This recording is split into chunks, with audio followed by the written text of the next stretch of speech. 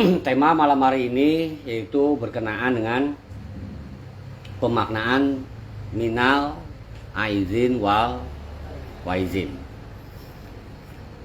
yang mana secara keumuman diartikan katanya mohon maaf lahir dan batin. Dalam hal pemaknaan, itu adalah sebuah doa di mana ketika kita selesai melaksanakan puasa, biasanya sebagai ungkapan selamat, yaitu di hari Idul Fitri.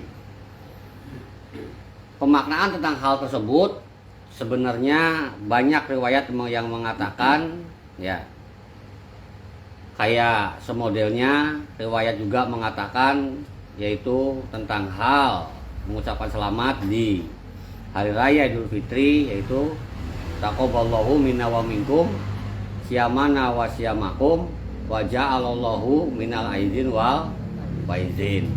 Nah, itu yang ringkas, ya, yang ringkas. Masih banyak yang panjang, ya, tapi alhamdulillah kita ini orang Indonesia, ya, suka yang pendek-pendek, suka yang nyikat singkat. Ya, diambillah buntutnya baik, minal aizin wal faizin. Dan kita nggak menyalahi aturan, toh kita terbimbing gitu lah. Ada guru yang memang di depan kita gitu loh, yang pasti segala sesuatunya jelas sanadnya.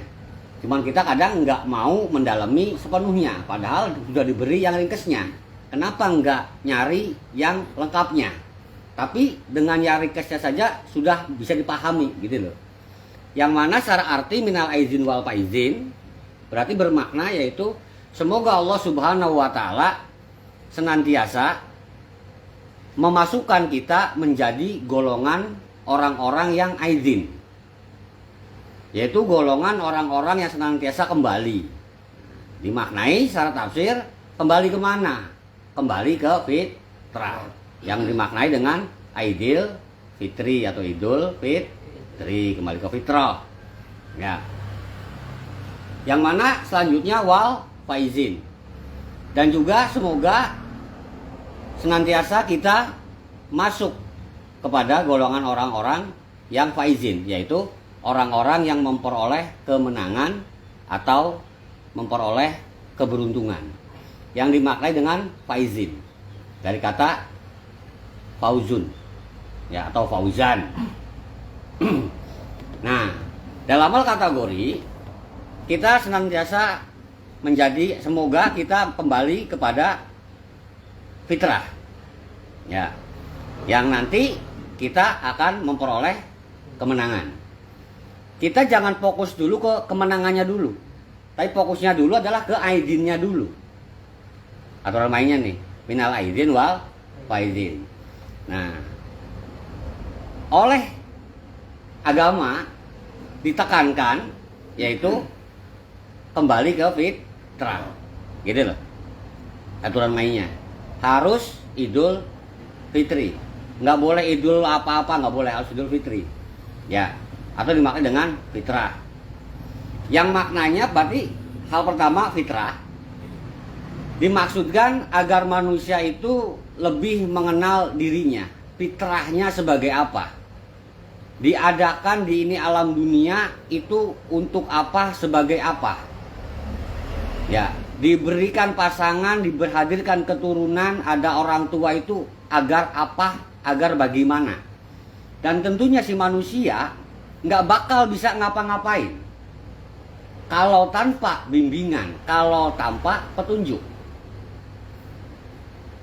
ya. Maka dalam hal fitrah Allah sudah menciptakan manusia, dan juga Allah Subhanahu wa taala sudah memberikan aturan kepada manusia, sehingga si manusia secara makhluk jelas ada yang menciptakan, yaitu Allah. Bukan diciptakan dari berhala kan, bukan dilahirkan dari bulan, matahari, atau dari batu, atau dari pohon jambu kan, ya, apalagi pohon semangka. Nah, kira jelas diciptakan atas kersa kuasa Allah Subhanahu wa taala. Sudah jelas dong, dari situ saja fitrahnya sudah kebaca.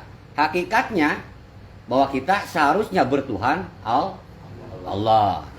Nah, manusia untuk bertuhan Allah kenalnya dari mana? Terus bisa apa sih manusia? Nggak bakal kenal, nggak bakal bisa apa-apa. Tapi Allah Subhanahu wa taala baik hati, menurunkan keterangan, ya, mengenalkan diri terlebih dahulu. Ini loh saya Allah, pencipta langit dan bumi, pencipta dirimu, ya, yang mengadakan segala sesuatu, yang menghidupkan, yang mematikan. Nah, komplit tuh. Allah ini sudah memperkenalkan diri terlebih dahulu, ya, yaitu sudah apa istilahnya? Kalau makrifat tuh Allah udah lebih dulu menurunkan makrifatnya. Sudah ta'aruf terlebih dahulu. Tinggal kita nih melalui apa aturan yang diturunkan oleh Allah. Nih, kenali saya, Tuhanmu nih. Nanti engkau akan mendapatkan aturan-aturan tentang cara bertuhan, termasuk aturan-aturan tentang engkau hidup, tentang engkau bermasyarakat, tentang engkau bagaimana berbakti ke orang tua, tentang engkau bagaimana menjadi kepala keluarga, menjadi seorang bapak, dan seterusnya. Ada aturan mainnya. Nah, kita ini diarahkan setiap tahun agar selalu kembali ke aturan itu. Lah kadang kita kan bertuhan kepada Allah, tapi aturannya kadang kita ikutnya kemana? Kata Allah sabar, kata medsos lawan. Nah kita milihnya lawan, berarti Tuhan kita medsos. Ya, kata Allahnya tawakal, kata tetangganya jangan dibiarin baik. Ya, datangin sana marahin biar kapok, kita nurut. Berarti Tuhan kita tetangga. Ya, kata temennya, yang begitu nggak usah dibiarin, kamu nggak berani sini, gua yang hadapin, boleh kan? Boleh, dihajar sama temen lu. Dan kok ya udah terserah lu aja, lu seharusnya kan terserah Allah. Ini kok malah terserah temen. Baik Tuhan dulu, Tuhan dulu. Tuhan kita siapa? Allah apa temen?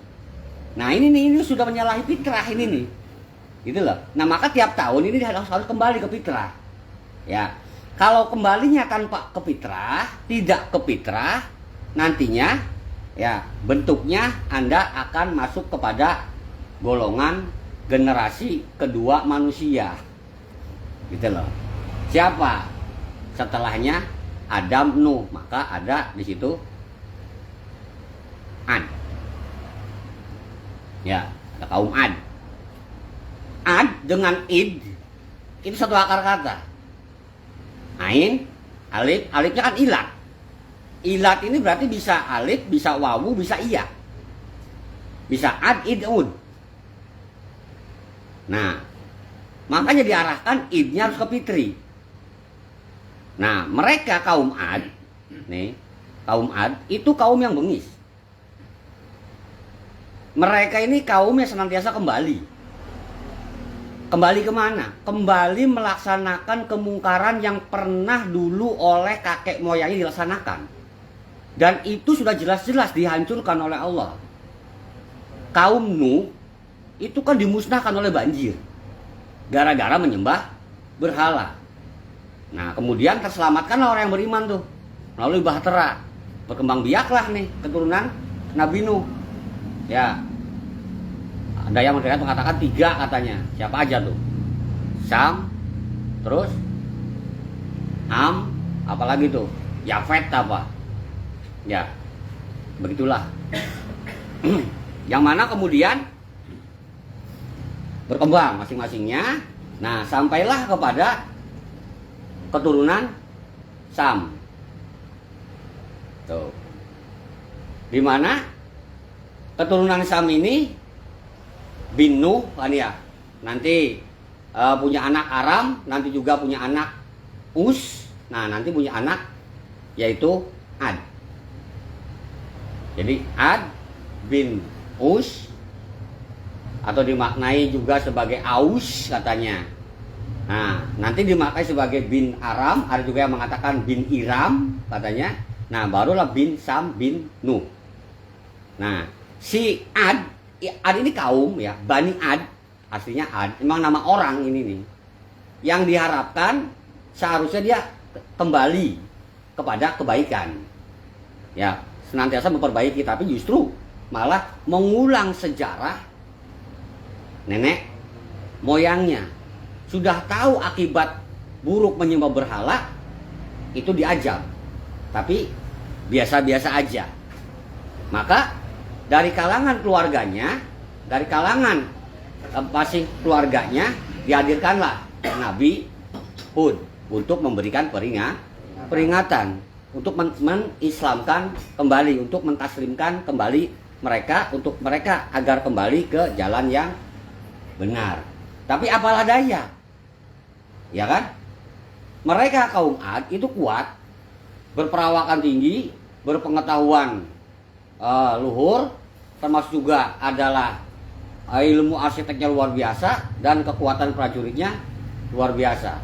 Mereka itu kalau menyerang itu bukan hanya menyerang untuk mengambil kota, tapi memusnahkan, membantai. Mereka itu kalau sudah membantai, mereka itu bengis.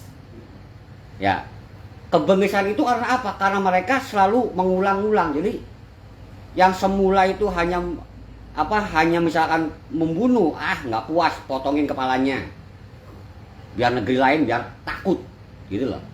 Ya, di peperangan yang lain, jangankan dibunuh, dipotongin, sekalian dibakar. Ya, di-upload Facebook apa di mana lah, di YouTube-in gitu kan. Ya, biar dunia tahu bahwa gua kejem katanya. Nah itu tuh kelakuannya kaum Ad seperti itu tuh. Ya. Nah, kita diadakannya tiap tahun Idul Fitri itu agar jangan sampai kebiadaban yang ada pada diri ini jangan sampai menjadi-jadi gitu loh.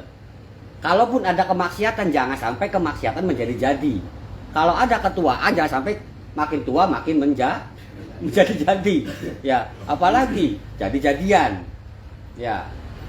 Nah, itu sangat tidak diharapkan tuh. Yang sebaliknya, seharusnya kita semakin tambah usia, itu adalah kita makin sadar diri, terus kembali ke fitrah. Jika dulu awal-awal balik, ya kita alhamdulillah terbimbing gitu kan, tuh terarah, masih dekat dengan lingkungan, tetangga, keluarga yang masih peduli. Nah, di perantauan jauh sama saudara, bodo amat kan begitu, ya, dan segala macamnya. Nah, alhasil misalkan 90% kurang ajar.